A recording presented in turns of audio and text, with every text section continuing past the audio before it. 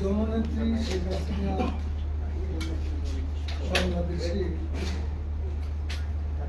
বঙ্গবন্ধু তার 6 বছর পর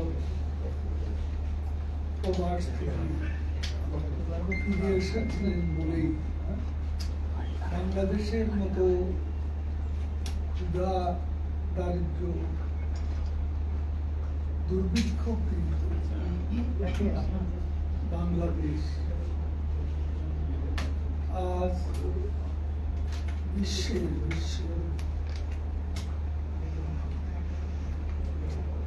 বঙ্গবন্ধু কন্যা শেখ হাসিনা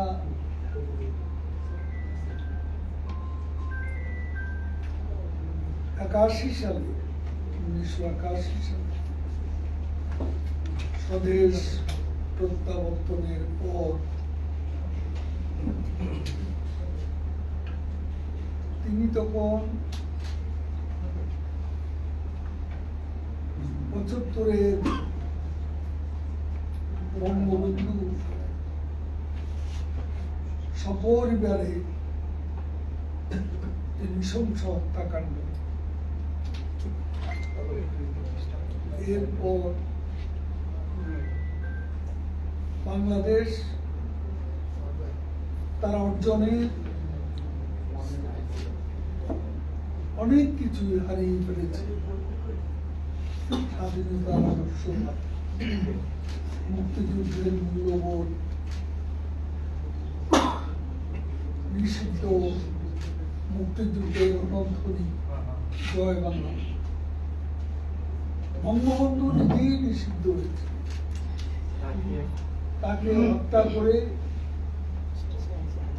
বাংলাদেশে বিজয় দিবসে বিজয়ের স্থপতি, বিজয় দিবস, স্বাধীনতা দিবস উদযাপিত হতো। আমাদের স্বাধীনতা স্থপতি বিজয়ের মহানায়ককে বাদ দিয়ে বঙ্গবন্ধুর নামটি পর্যন্ত তখন আনুষ্ঠানিকভাবে কোথাও নেয়ার সুযোগ ছিল। তখন আমাদের স্বাধীনতার আদর্শ হিসেবে ঐতিহাসিক 7 মাস পালনের কোন সুযোগ ছিল। বঙ্গবন্ধুর বাড়ি, টুঙ্গিপাড়ার সমাধি তখন নিষিদ্ধ করে রাখল। গণতন্ত্র শৃঙ্খলে আবদ্ধ, আর সেই দৃশ্যমান বঙ্গবন্ধু কন্যা শেখ হাসিনা আওয়ামী লীগের ঐক্যমতের, জাতীয় ঐক্যমত্যের সভাপতি শেখ হাসিনার স্বদেশ প্রত্যাবর্তন উঠেছিল। তিনি এসেই সারা দেশ, সুনামগঞ্জ থেকে সুন্দরবন, কুতুবদিয়া থেকে তেঁতুলিয়া পর্যন্ত সারা বাংলাদেশ তিনি ছুটে গেছেন মানুষের কাছে। বঙ্গবন্ধু হত্যা উত্তর বাংলাদেশের হতাশা কবলিত দিশেহারা মানুষের কাছে ছুটে গিয়েছিলেন। বঙ্গবন্ধুর আপনজন ছিলেন রাজনীতিতে, এদেশের সাধারণ মানুষ। প্রধানমন্ত্রী বঙ্গবন্ধু কন্যা শেখ হাসিনার আপনজন এদেশের সেই হতাশা কবলিত বাংলাদেশে জনগণকে তিনি ঐক্যবদ্ধ করেছিলেন। আওয়ামী লীগকে সুসংগঠিত করে আন্দোলনের জন্য প্রস্তুত করেছিলেন গণতন্ত্র পুনরুদ্ধারের আন্দোলনে। তিনি ঝাঁপিয়ে পড়েছিলেন এবং গোটা জাতিকে উদ্বুদ্ধ করেছিলেন। আমরা সেই 17 মে উদযাপন করেছি। শেখ হাসিনার যে অর্জন, যে রূপান্তর বাংলাদেশের ঘটেছে, একটা কথা বলা হয় না, সেটা হচ্ছে আজকে বাংলাদেশের এত উন্নয়ন সমৃদ্ধি কেন হয়েছে?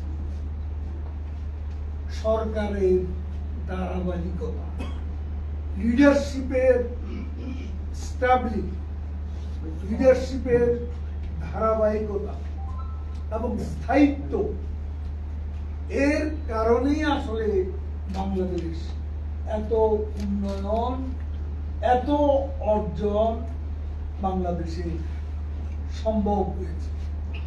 বাংলাদেশ বিশ্বের বিস্ময়ে রূপান্তরিত হয়েছে।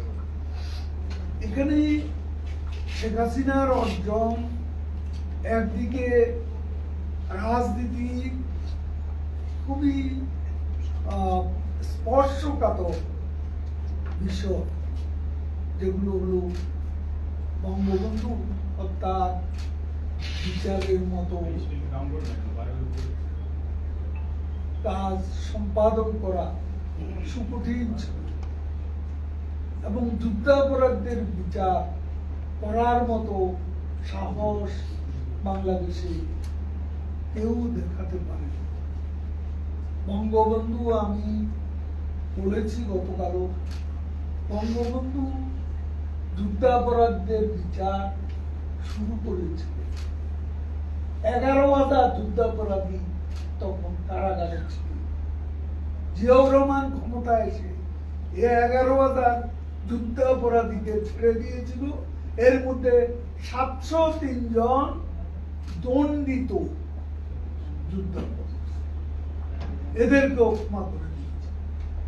ঢাকা বিশ্ববিদ্যালয়ের 7 খুনের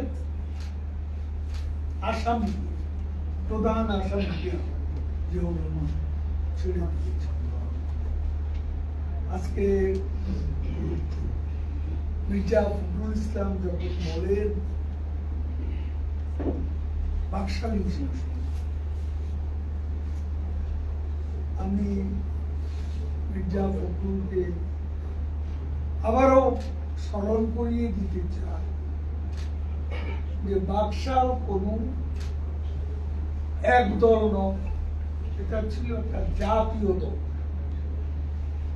এবং এটার নামটা কৃষক আর শ্রমিক যুক্ত করা হয়েছে। এটা তো আওয়ামী লীগ, কৃষক শ্রমিক আওয়ামী লীগ, আর এটাকে এক বাকশাল বলে একটা গালিতে পরিণত করা দূরভিসন্ধি অনেকেরই ছিল। কিন্তু আমি মির্জা ফখরুলকে বলতে চাই, আপনাদের প্রতিষ্ঠাতা, আপনাদের নেতা জিয়াউর রহমান অফিসিয়ালি বঙ্গবন্ধুর কাছে আবেদন করে বাকশালের সদস্য হয়েছে। আবেদন, সেটার কি জবাব? সেটা আরো 2-1 বার বলেছি, জবাব পাই। হয়তো ঘাটাঘাটি করলে আপনাদের চেহারাটাই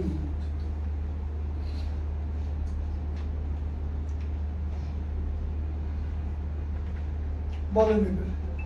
মাননীয় সাধারণ সম্পাদক, একটা আমাদের দেশের রাজনৈতিক অঙ্গনে একটা বিষয় দেখতে পাচ্ছি, সেটা হলো যে বিএনপির প্রতিপক্ষ তো আওয়ামী লীগ, রাজনৈতিক প্রতিপক্ষ। সেখানে ইদানিং দেখা যাচ্ছে যে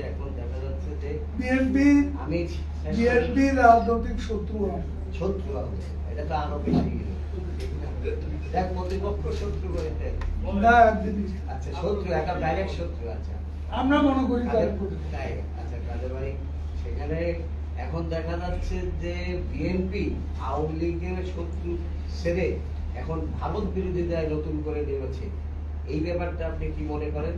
এটা তো তাহারা এখন আওয়ামী লীগের বিরোধিতা না করে এখন বলে যে ভারতকে আগে ঠেকাও। আবার আজকে তো একদম আমি শেষ করি, এইটা গেল। আরেকটা ইম্পর্টেন্ট আরেকটা বিষয় হলো যে এটা আগে জবাব দিন। আমরা জানি আচ্ছা দেন, এটা জবাব দেন পরে। আরেকটা ইম্পর্টেন্ট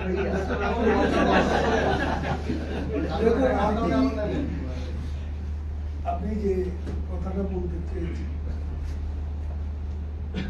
এটা তো আজকে আবার পত্রপত্রিকায় দেখলাম যে বিএনপি ভারত বিরোধিতার বিষয়টি তারা পুনর্বিবেচনা করে দেখছে, বিরোধিতা না করে মধ্যপন্থা অবলম্বন করা যায় কি আজকে আছে।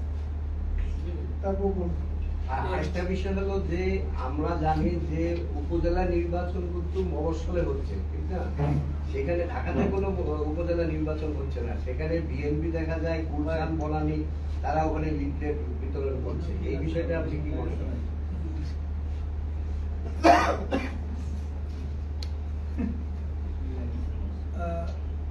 দেখেন, এটা তাদের সামনে এখন কোনো ইস্যু। এখন তারা আছে এটা বোঝানোর জন্য শেষ পর্যন্ত গণ অভ্যুত্থান থেকে লিফলেট বিতরণ আসতেও দেহের মতো বলেন। ডোনাল্ড প্লোর সাথে আপনাদের দলীয় বৈঠক শেষে জানানো হয়েছিল যে র্যাবের উপর থেকে বিষয়টা তুলে নেওয়া হচ্ছে, কিন্তু সম্প্রতি আবার ওয়াশিংটনে প্রেস কনফারেন্স করে জানানো হয়েছে কোনো আলোচনা হয়নি। বিষয়টি একটু পরিষ্কার করুন। দেখুন, আমি এটা আমাদের মাননীয় প্রধানমন্ত্রীর উপদেষ্টা তিনি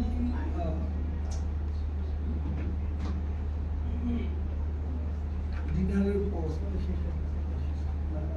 সাংবাদিকদের সামনে যে বক্তব্য রেখেছে, সেই বক্তব্যটা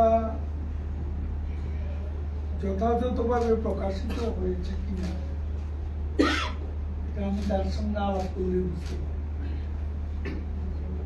উনি হয়তো তাতে সরকারি পররাষ্ট্রমন্ত্রীকে অনুরোধ করতে পারেন এই বিষয়টা তুলে নেন, তারা তুলে নেবে এমন কথা বলেছেন কিনা সেটা উপদেষ্টার সঙ্গে আলাপ করে।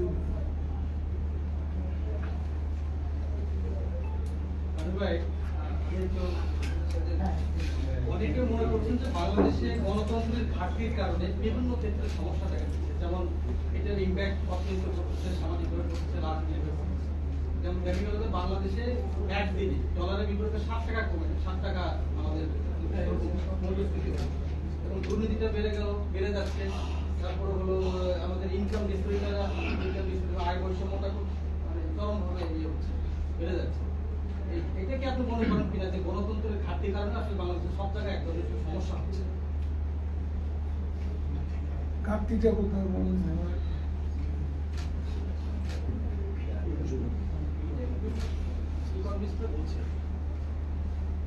অনুষঙ্গটা কি কি কারণে?